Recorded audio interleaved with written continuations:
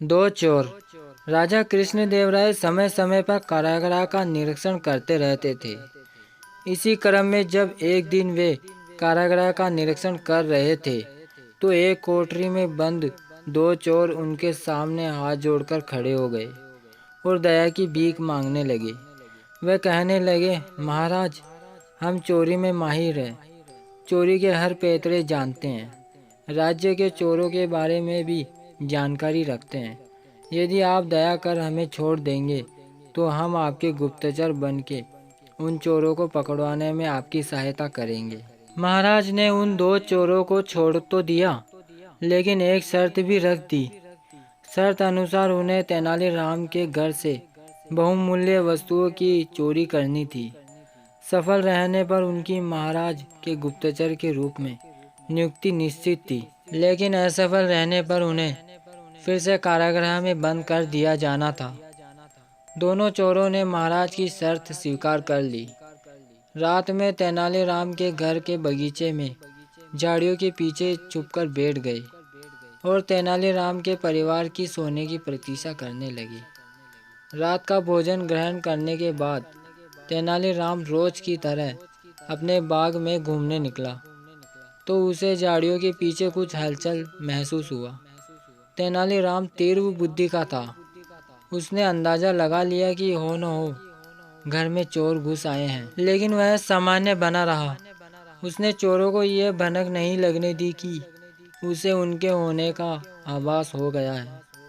बगीचे का एक चक्कर लगाने के बाद वह घर के अंदर गया और पत्नी को इशारों इशारों में बता दिया कि घर में चोर घुस आए हैं। फिर चोरों की सुनाते हुए ऊंची आवाज में पत्नी से कहने लगा, सुनती हो, इन दिनों राज्य में चोरी की वारदात बढ़ रही है। हमें भी सतर्क रहना होगा। क्यों ना हम तुम्हारे जेवर और अन्य बहुमूल्य वस्तुएं एक संदूक में भरकर कुएं में छुपा दें। कोई भी चोर कुएं में बहुमूल्य सामान होने की बात सोच ही नहीं पाएगा। पत्नी ने हामी भर दी। उसके बाद तेनालीराम एक संदूक लेकर बाहर आया और उसे जाकर कुएं में डाल दिया। झाड़ियों में छुपे चोरों ने तेनालीराम की बात सुन ली। वे बड़े खुश हुए कि अब तो आराम से वे तेनालीराम के घर से चोरी कर महाराज की शर्त पूरी कर लेंगे। वहीं बैठकर वे तेनालीराम की परिवार के सोने की प्रतीक्षा करने लगे।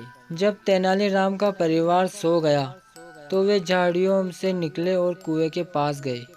वहां बाल्टी और रस्सी रखी हुई थी। बिना देर किए वे बाल्टी से कुएं का पानी निकालने लगे और बगीचे में फेंकने लगे। पूरी रात वे कुएं से पानी निकालते रहे, तब कहीं वे कुएं से संदूक निकालने में कामयाब हो सके। संदूक बाहर आ जाने के बाद उन्होंने खुशी खुशी संदूक खोलने लगे, लेकिन जैसे ही संदूक खुला उनके आश्चर्य का ठिकाना नहीं रहा।